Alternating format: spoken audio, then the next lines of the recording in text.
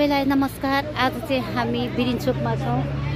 गण्डकी बचत तथा ऋण सहकारी संस्था लिमिटेड बिरिञ्चोक गोर्खाबाट चाहिँ आज साधारण सभा मुख्यमन्त्रीको आगमन हुँदैछ। सबैजना वेलकम गर्न एकदमै आतुर हुनुहुन्छ। पञ्चे बाजा सहित सबैले आजको भिडियो चाहिँ सबैले हेर्नु होला। हातेमालो युट्युब च्यानलबाट सबैलाई दर्शन नमस्कार, वेलकम छ।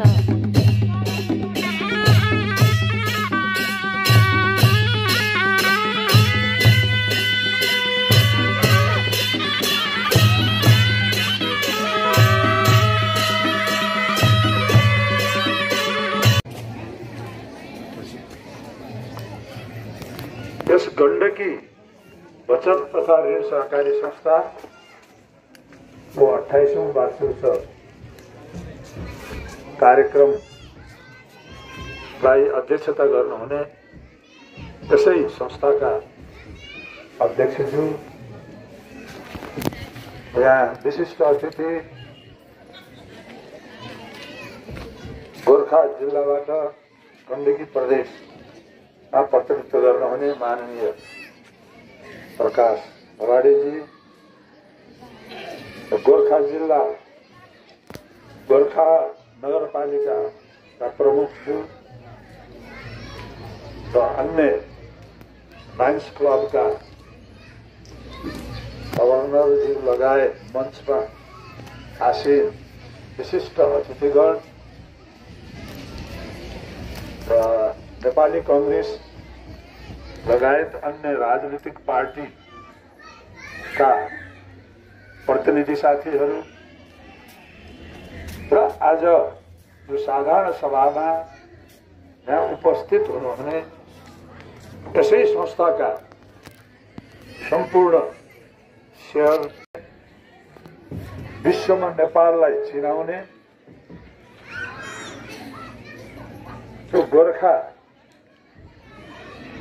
जिल्लाको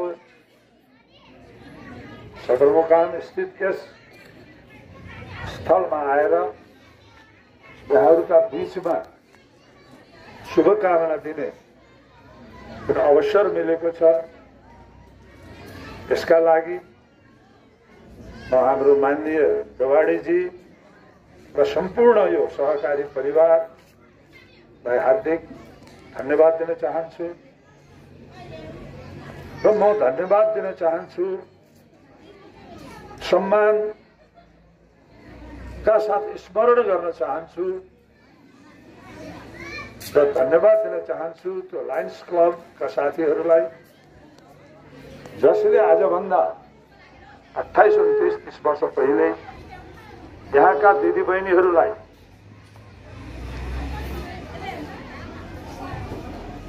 सम्झाएर काउन्सिलिङ गरेर कि अबको भविष्य कसैको सामने हात थाप्ने होइन, हामी आफैले संकलन गरेर सहकारीका मार्फत अगाडि बढ्नुपर्छ। यसै मार्फत आत्मनिर्भर हुनुपर्छ भनेर जुन सुरुवात गर्नुभयो, म उहाँहरूलाई पनि धन्यवाद दिन चाहन्छु र ती संस्थापक दिदीबहिनीहरूलाई पनि धन्यवाद दिन चाहन्छु। आज मलाई राम्रै थाहा छ, मेरो उमेरका यहाँ मभन्दा कम उमेरका दाजुभाइ दिदीबहिनीहरू हुने बेला यस्तो थियो समाजमा, तपाईहरू जस्ता दिदीबहिनीहरूले आफ्नो दैनिक खर्च अरू कुरा छोडिदिनुहोस्, सामान्य कुराहरूको लागि पनि आफ्नो श्रीमानसँग या घरको परिवारसँग या कोही साहुसँग गएर ऋण माग्नु पर्ने अवस्था। बिहानभरि एउटा साहु कहाँ बसेर 150, 200, 50, 60 आफ्नो अनुसार ऋण ल्याउँदा ठुलै उपलब्धि मान्ने हाम्रो यही समाज। तर आज जो 27-28 वर्षको दरम्यान तपाईहरुले अहिले 6-7 करोडको पुँजी बनाउनु भएको छ, 12-1300 कति शेयर सदस्य बनाउनु भएको छ। त्यति मात्रै होइन, तपाईहरुमा जुन आत्मविश्वास जागेको छ, महिला दिदीबहिनीहरुमा जुन एउटा आत्मविश्वास जागेको छ, केही गर्नुपर्छ, गरिन्छ, गर्न सकिन्छ, यो सबभन्दा ठूलो सम्पत्ति। त्यसैको हुनाले तपाईँ हामीलाई थाहा छ, पहिला पहिला हामी भन्ने गर्थ्यौं विकास भनेपछि सरकारतिर ताक्थ्यौं, हामीलाई पनि लाग्थ्यो विकास भनेको सरकारले मात्रै गर्ने हो। तर अहिले के हेरेछौं भने सडक सरकारको जिम्मामा हो, पुल सरकारको जिम्मामा हो, अस्पताल सरकारको जिम्मामा हो। तर जनतालाई रोजगारी दिने दायित्व पनि हो। तर जहाँ जहाँ तपाईहरु जस्तो सहकारी अगाडि बढ्नु भएको छ, त्यहाँ रोजगारी पनि प्राप्त भएको छ, त्यहाँ बचत पनि भएको छ। त्यहाँका दिदीबहिनीहरूले आफूलाई सक्षम बनाउनु भएको छ। यसरी के भने यिनै कुराहरूलाई मध्यनजर राखेर अहिलेको संविधानले, तपाईहरुलाई थाहा छ, तपाई हामीले पठाएको प्रतिनिधिहरूले बनाएको संविधान हामीले पाएका हौं। यो संविधानले नै के गरिदियो भने गरेको छ भने कि यदि देशलाई समृद्धितिर लाने हो भने, यदि नेपालीलाई आत्मनिर्भर बनाउने हो भने, यदि हाम्रा दाजुभाइ दिदीबहिनीहरू, युवा भाइ बहिनीहरूलाई विदेश जानबाट रोक्ने हो भने त्यो सरकारको मात्रै होइन, सरकार, निजी क्षेत्र र सहकारी, यो तीनवटा मिलेर अगाडि बढ्नुपर्छ भनेर 3 खम्बे अर्थनीति भनेर हामीले भनेका छौं। अर्थात् समृद्धि हासिल गर्नको लागि एउटा अंग त्यो सहकारी। यदि यो सहकारी अगाडि बढेन भने 2टा खम्बाले मात्रै मुलुक अगाडि बढ्न सक्दैन भन्ने संविधानले नै एउटा आत्मसात गरेको कुरो म यहाँहरूलाई स्मरण गराउन चाहन्छु। र यो सहकारीको मञ्चमा म जहाँ जान्छु मैले 2 जना व्यक्तिहरूको नाम स्मरण गरेको र राख्दछु। त्यो के हो भन्दाखेरि यो नेपालको पहिलो सहकारी खोल्ने व्यक्ति बखान सिंह गुरुङ, उहाँले 2013 सालमा, त्यतिखेर पनि उहाँले सम्झिनुभयो कि अबको भविष्य सहकारीको हातमा छ भनेर 13 सालमा उहाँले जुन सहकारी खोल्नुभयो, आज नेपालको पहिलो सहकारीको रूपमा हामीले त्यसलाई लिएका छौं। चितवन जिल्लामा त्यस्तै अर्को व्यक्ति, यहाँहरूले इतिहासबाट जान्न सक्नुहुन्छ, 2015 सालमा जति बेला यो देशमा पहिलो जनताले चुनेको प्रधानमन्त्रीका रूपमा बीपी कोइराला हुनुहुन्थ्यो। पहिलो सरकार जसले समाजवादी कार्यक्रम ल्याउने साहस गर्यो, बीपी कोइरालाले पनि के भन्नुभयो भने यदि समाज अगाडि बढाउने हो भने सहकारीलाई प्राथमिकता दिनुपर्छ। त्यतिखेर पनि सहकारी ऐन ल्याउने मात्रै नभइकन हाम्रा यहाँका युवाहरूलाई इजरायल पठाएर, इजरायल भन्ने देश सानो देश, बालुवै बालुवा भएको देश, तर अहिले हराभरा देश, धनी देश, सहकारीकै मार्फत भएको, उहाँले त्यो पठाएर पनि यहाँ सहकारी सुरुवात गराउनु भएको इतिहास छ। तर बीचको इतिहास धेरै उल्टो पाल्टो भएको हुनाले त्यसले निरन्तरता पाएन। तर 46 सालपछि फेरि अब यो संस्था अगाडि बढ्न थाले। यसरी सरकारको र अहिले प्रदेश सरकारको पनि हामीले भनेका छौं समृद्ध प्रदेश, सुखी प्रदेशवासी हिजो पनि भनेका हौं, आज पनि हाम्रो लक्ष्य त्यही छ। त त्यसमा यो सहकारीलाई कसरी हामीले धेरैभन्दा धेरै जनताको पक्षमा, उत्पादनको पक्षमा लान सकिन्छ भनेर हामीले चिन्तन गर्यौं। र एउटा सहकारी ऐन, सहकारी नियमावली पनि हामीले ल्याएका छौँ। अब जरुरत के छ भन्दा यति ठुला ठुला हामीसँग सहकारी संस्थाहरू छन् अहिले देशमा, अरबौं रुपियाँ, खरबतिर पनि पुग्छ होला देशभरिको गर्ने हो, तर त्यो उत्पादनको क्षेत्रमा लागेको छैन। यहाँलाई थाहा छ ठुला ठुला हाइड्रो प्रोजेक्ट, त्यो गण्डकी या गोर्खाकै कुरा गर्ने हो भने धादिङ गोर्खाको बिच हाम्रो बुढी गण्डकी आयोजना भन्छौँ हामी।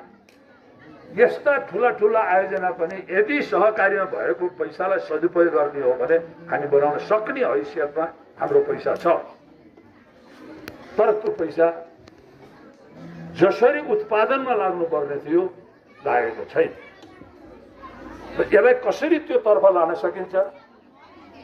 हाम्रा यत्रा सहकारी, सैकडौँका संख्यामा रहेका सहकारीहरूमा एउटा सहकारी एउटा उत्पादन केन्द्र भनेर हामीले जो अवधारणा ल्याएका छौँ, मानिलिउँ यो सहकारीले बङ्गुर पाल्यो अथवा बाख्रा जे गर्यो भने अर्को सहकारीले अर्को चिज गरोस्, यसरी उत्पादनतिर पनि जाओस् भन्ने हामी प्रदेश सरकारको एउटा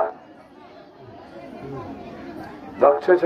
त्यसलाई कसरी लान सकिन्छ नियम ऐनभित्र राखेर, अब त्यसमा स्थानीय सरकारसँगको पनि हात्तीमालोको कुरो छँदैछ। यसरी म यति मात्रै के भन्न चाहन्छु भने अहिले मैले मोडेल भिलेजको के भन्नु 3 धारा के गाउँ भन्नुभयो तपाईँ, लायन्सको सहयोगमा त्यो गाउँलाई जुन मोडेल बनाउने तपाईँहरूले प्रयत्न गर्नु भएको छ, यो पनि एकदम सराहनीय छ र त्यसमा तपाईँहरू सफल हुनुहोस्, मेरो शुभकामना छ। र आजको यो साधारण सभाले भोलिका दिनमा धेरै राम्रो कार्यक्रमहरू ल्याओस्, मेरो शुभकामना। अब यहाँ केही कुराहरू मञ्चमा आए। निश्चित रूपमा जनताको हक भनेको प्रदेश सरकारबाट, स्थानीय सरकारबाट, केन्द्रीय सरकारबाट, तिनै तहको सरकारबाट विकासको अपेक्षा राख्नु हाम्रो अधिकार। हाम्रो लक्ष्य पनि के हो भने, सरकारको लक्ष्य पनि के हो भने हाम्रो जनताहरू, हामी प्रदेशवासीहरू समृद्धितिर जाउँ, सुखी बनौँ, त्यो हाम्रो लक्ष्य हो। यो लक्ष्य प्राप्त गर्नको लागि सरकार बनेको हुन्छ र यो प्रदेशमा सरकार बनेको त 4 वर्ष हुन लाग्यो, किनभने 74 सालको चुनावपछि सरकार बन्यो।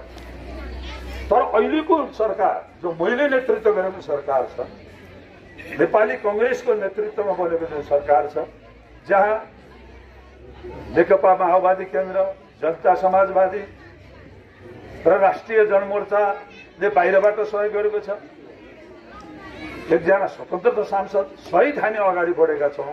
यो गठबन्धन सरकार बनेको 5 महिना पुरा भएर 6 मा लाग्यो। यो बीचमा हामीले हिजोको सरकारले जे जति कार्यक्रमहरू अगाडि बढाएको थियो,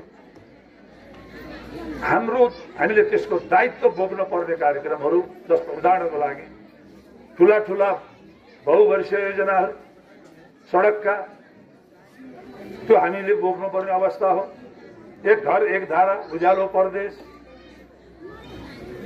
र स्थानीय तहको सदरमुकाम जोड्ने सडकहरू, निर्वाचन क्षेत्रका कृषि सडकहरू, यी सबैलाई निरन्तरता दिनुपर्ने दायित्व गर्दै गर्दा हामीसँग बजेटको अभाव रहेको कुरा अहिले अलिकति पनि आएको छ।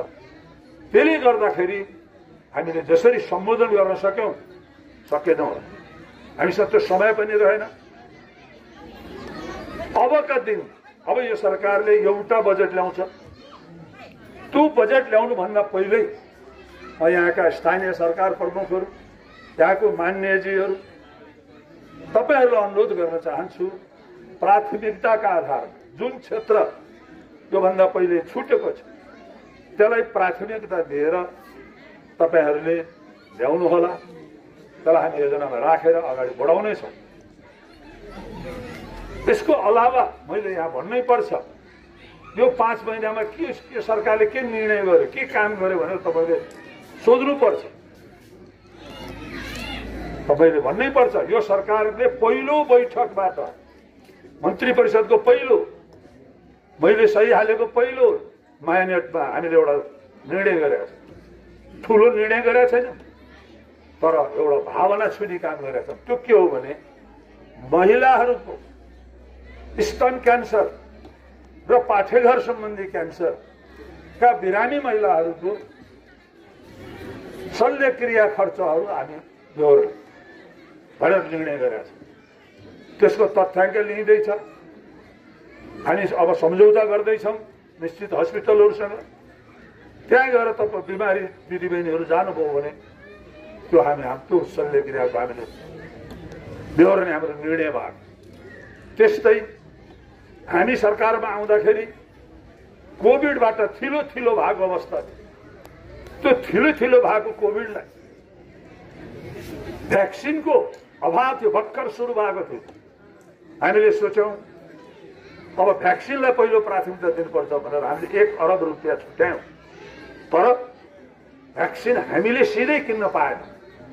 केन्द्रीय सरकारसँगै समन्वयमा आज जिल्लाका 2-3वटा प्रदेशभित्रका मनाङ बुस्ताङ त पहिले नै डिक्लेयर भएको छ, कास्की हो करिब पुरा भ्याक्सिनेटेड घोषणा हुँदैछ।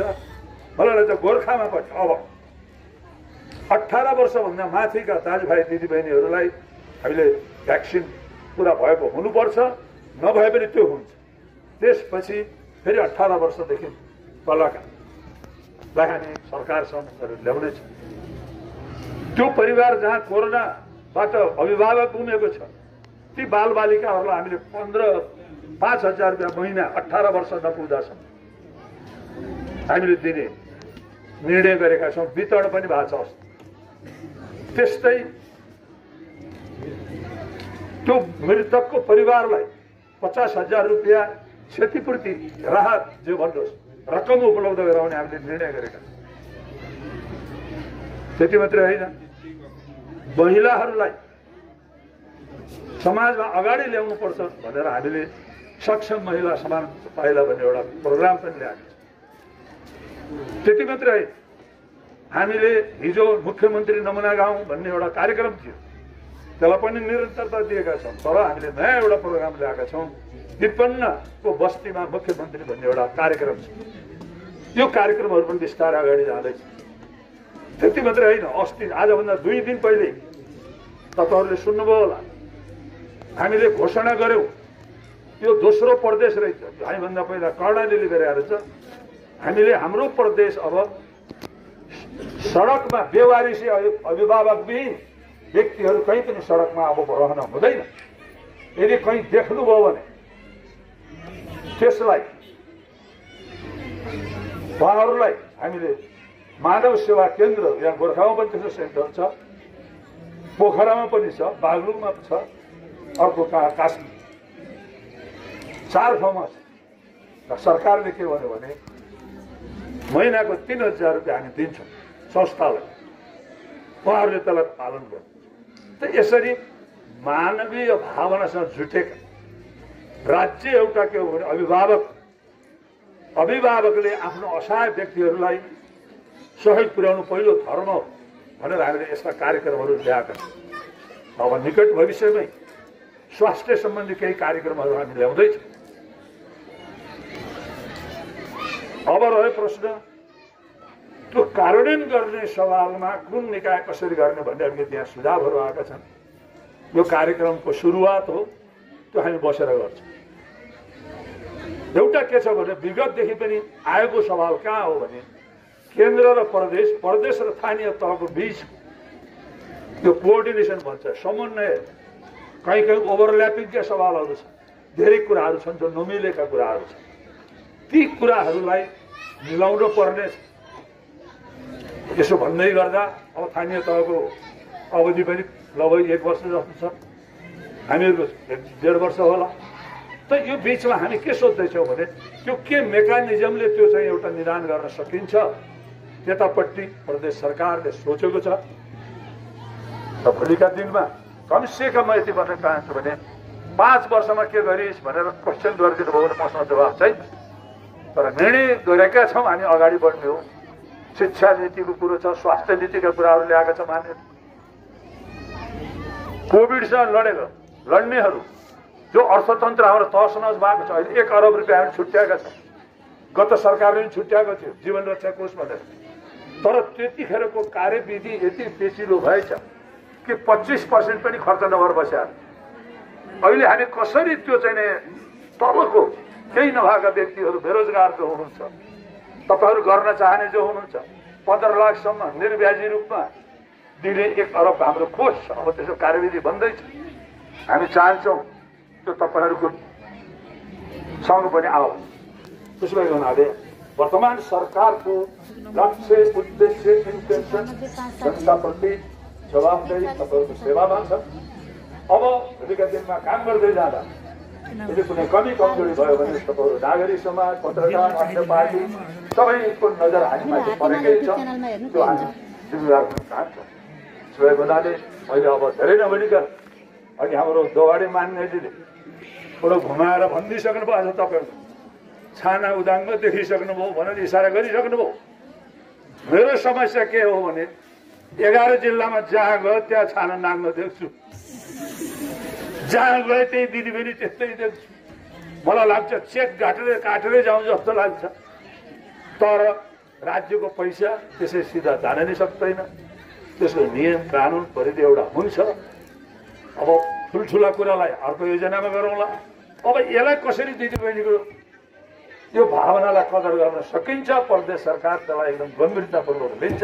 अहिलेलाई यति मात्रै भन्दै तपाईँहरूका बीचबाट बिदा हुन चाहन्छु। धन्यवाद।